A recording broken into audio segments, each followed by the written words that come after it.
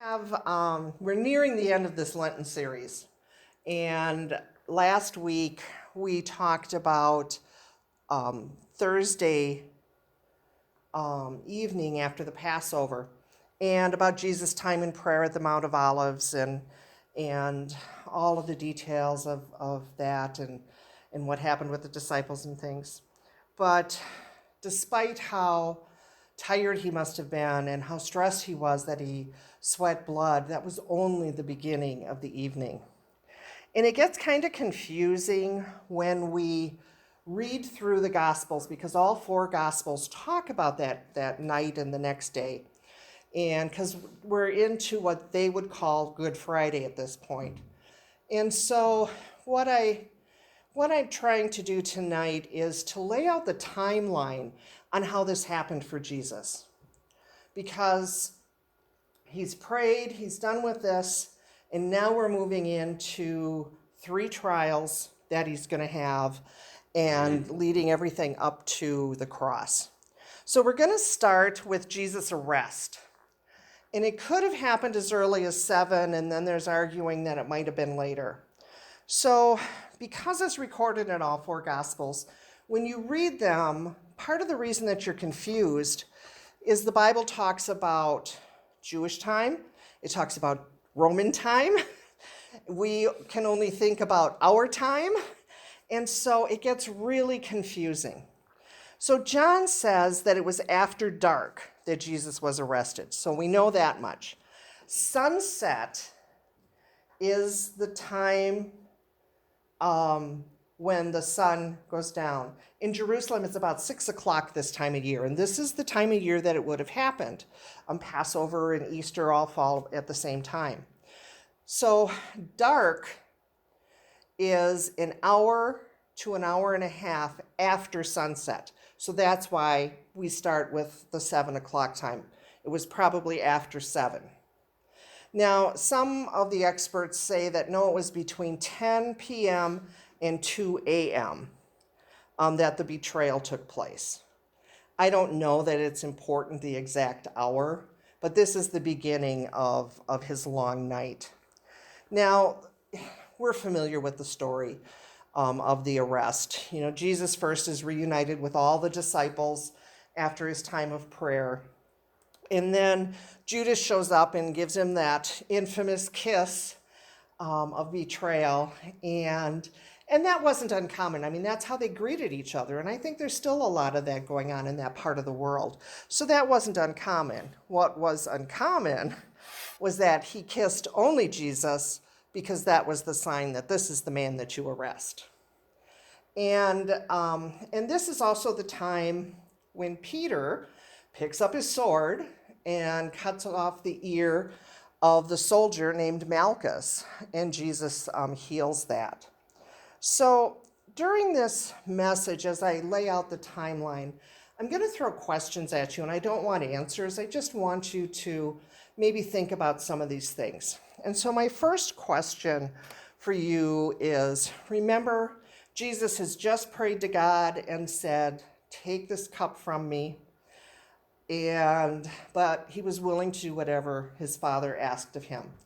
And so my question for you is, are you as willing, and this applies to me too, are we as willing to walk the path that God chooses for us?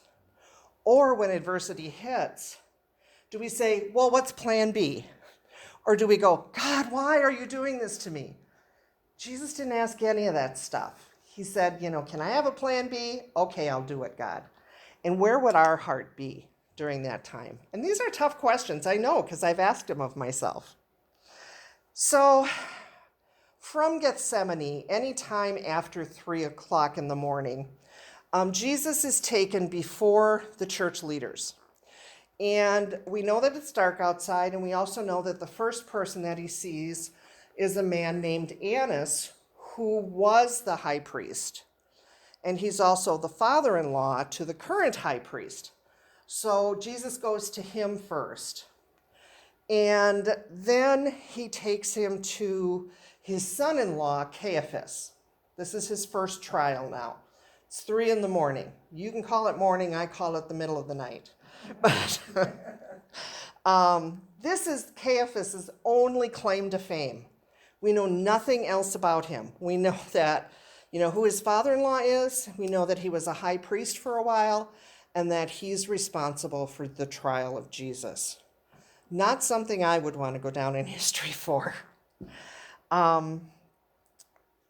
know that from Luke, it's daybreak, and by the time the trial begins. So how long it takes to get from point A to point B, how many questions they ask him, we don't have the details at that level, and I don't know that we would want them. But daybreak, I had to learn all these things because I've read them and just never learned it. But daybreak is the time between dawn and sunrise. So they are 3 different times. In my mind, they were all about the same. But if sunrise is around 5, daybreak would be around 3, a couple hours before that. So that's why we have that time for his first trial. So there's maybe a little bit of light starting up, but it's still in the middle of the night, according to my body's clock. Now, this trial was before the priests, the Pharisees, all these people that Jesus had been speaking some negative things about for 3 years. And so I think a lot of them came in with a little bit of attitude and a little bit of spite and revenge. And they were desperate. I mean, they'd been plotting this for years. They bribed a disciple to betray him. And that wasn't the end of their crookedness. Now, remember how much, we talked a couple of weeks ago about how much the perfume cost or would be valued at that Mary used to wash Jesus' feet. It was equivalent to a year's wages. Judas sold Jesus for 30 pieces of silver. In today's money, that would be equivalent to $90,000 to $3,000 is all. Far cry from what Mary poured on Jesus. So that leads me to another question. How do we value Jesus' life? Do we give to the church, to God's ministries? Do we show our love for God by helping others and putting money where our mouth is, so to speak? Or are we more like Judas?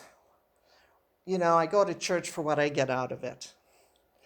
And I think that's something that we should always be asking ourselves, is my heart in the right place with God? Now, today, if someone is arrested, they send them to the county jail. And there's a processing time, and they have to go before a judge, and that's called an arraignment, and it's usually within the first 48 hours. There's always exceptions, but as a rule, it's 24 to 48 hours later. Well, that's what should have happened to Jesus. Because in Rome, when somebody was arrested, they went to prison. And we know this because that's what happened to Peter and Paul when they were arrested. So something was amiss here right from the beginning. Jesus didn't even go to prison like he was supposed to before his first trial. And there was no real intention of a trial, I believe, because they took him to Caiaphas' house. Who holds court in their house? And whose house is big enough to hold court? Because you see, for Jewish court, today we have a jury of 12 and the judge and, and the lawyers and all those people. In Jesus' day, the court was the Sanhedrin. That was 72 men. So there was no intention ever of this being a fair trial, or they would have held it where they were supposed to.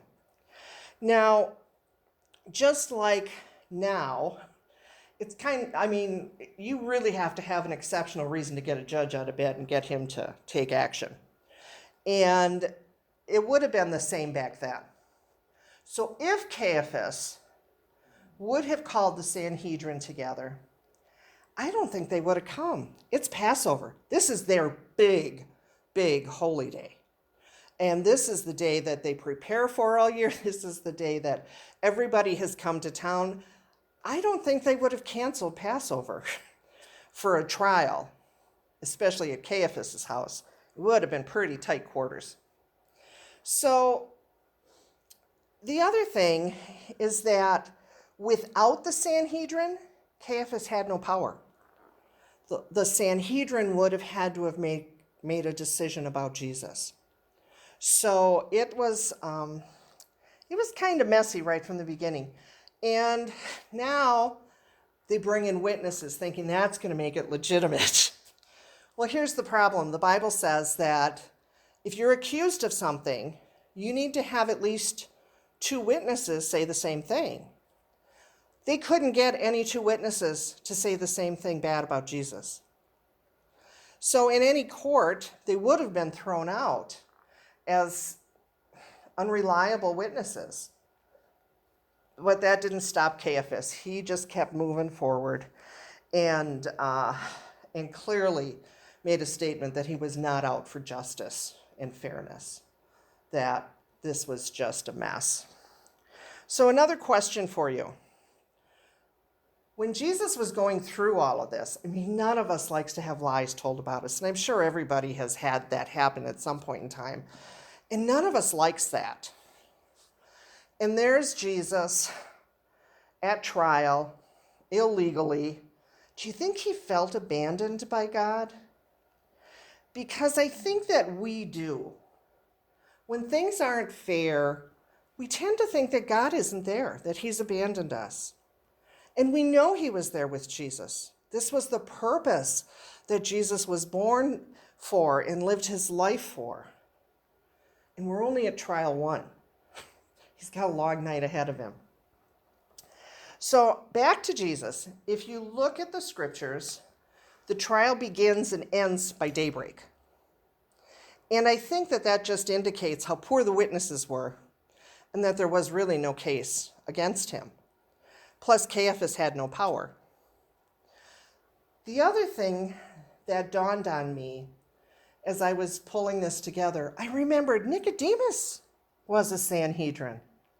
He would have been called to the trial. And I don't think Nicodemus would have voted negatively, because Nicodemus, we know, defended the Lord, and we know that he was part of his burial.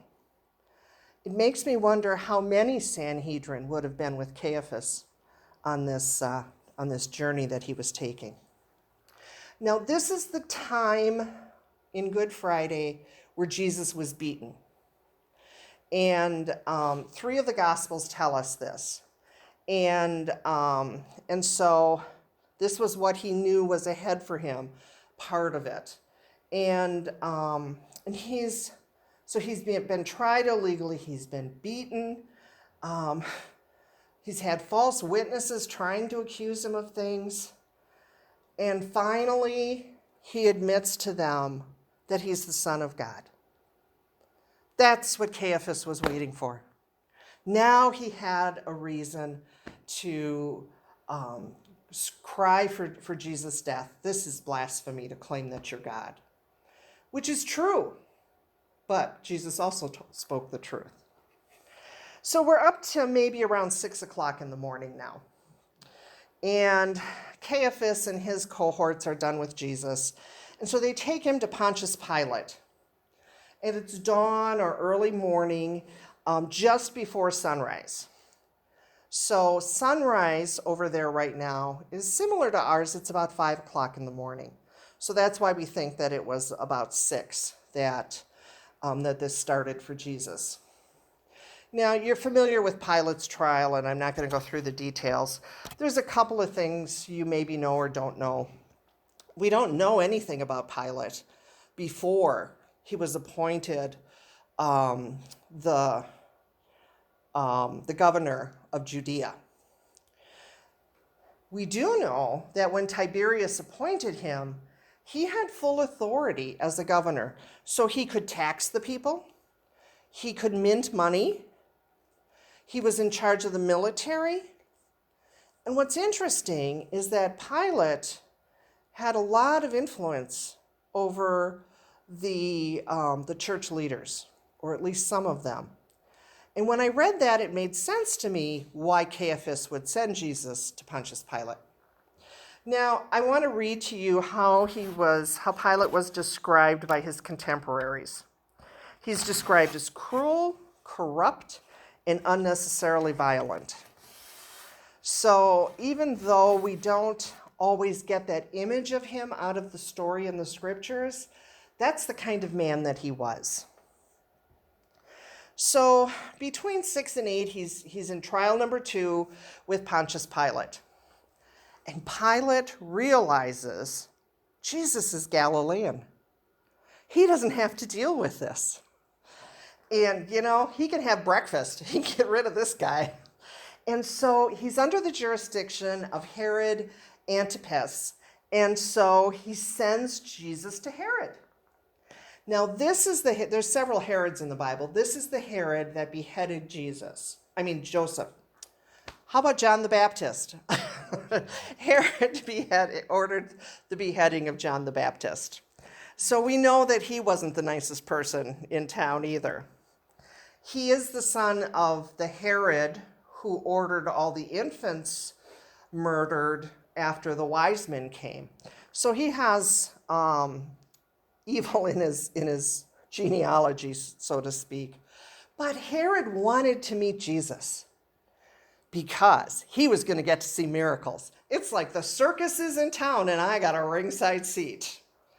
So we're still at the same time slot, 6 to 8, and Jesus is moving into his third trial with Herod. Herod had to be disappointed because Jesus was silent. He didn't say boo. It wasn't much of a trial with no witnesses. Jesus isn't saying anything and no miracles. So this is when Jesus was given his crown of thorns and his robe, and all the mocking happened. And when my whole life, I thought that most of this happened under Pontius Pilate because he was the Roman ruler, but most of the physical things that were inflicted on Christ happened when he was in the presence of Jews. And I understand a little better why, through history, people have hated the Jews for that.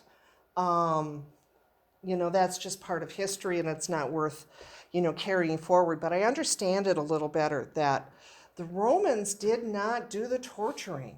It was the Jews themselves. Because Herod was Jewish. Not that he practiced, but he was. Now we're up to about 7 in the morning. And Jesus is back in front of Pilate. If there were no miracles, Herod didn't want him. What could he do? And so he sent him back to Pilate. And we're familiar with that story. Pilate's wife has a dream and tells her husband, don't do anything to this guy. And we know that Pilate thought, well, I'll know how to get out of it. Because he knew Jesus wasn't guilty. And so he comes up with this plan to give the people a choice. And so he's going to release, every year they offered to release a prisoner to the Jews, one of their people. And so he offers them the Charles Manson of the day. And he says, you can have Barabbas or you can have Jesus. And I'm sure he was surprised when they screamed that they wanted the murderer. And so he really didn't have a lot of choice anymore. He had to order Jesus' death. So Jesus is sentenced. Pilate does the symbolic hand washing, thinking that's going to keep him from answering to God for his actions. We know that after this, Jesus walked through the streets carrying the cross. He couldn't carry it all the way, and Simon of Cyrene was pulled from the crowd to help him carry the cross. So now, what time do you think it is? Because they're getting ready to put Jesus on the cross. Sorry, I put it on I said, I'm sorry I put it up early. Oh, that's okay. Okay. They figure that he was on the cross by 9 in the morning. And that surprised me. For some reason, I thought it was like closer to noon. And so I thought about this because we know that he died around 3. The scripture's clear on that. So he was there for 6 hours. People were mocking him and ridiculing him and anything that they could do. I mean, talk about bullying. I'm sure that was the peak of it. And for 6 hours, he put up with that. And for 6 hours, he struggled breathing with those nails holding him to that cross. 6 hours, and he had had no sleep for at least 24 of those. He hadn't had any food. He had gone through 3 trials that were basically jokes. He had gone through the beatings, the lies. If he knew that's what was ahead, it's no surprise he asked God for a different plan beforehand in Gethsemane. It may seem like it's difficult for all of this to happen in such a short period of time, because we're talking less than 24 hours. Well, I have a map slide that shows you the city of Jerusalem, and I've marked where each trial was, where Gethsemane was, where Golgotha was, and they say that you can walk between those places, any of those 2 places. It only takes 5 to 20 minutes to get there. It was a small community. I mean, it was big by their standards, but by today's standards, it was tiny. So he could have, this all could have happened in that one evening. But I imagine how tired he had to be with all that walking between all the other stuff that he had to put up with. So my last question with this message is this. This was the 24 hours before Jesus died that we just talked about. And when he died, he said, "It is finished." Looking at everything that he went through and the short time that he was truly persecuted and tortured, my question for us is, what would I do, or what would I even be willing to do and give to him, considering he gave it all?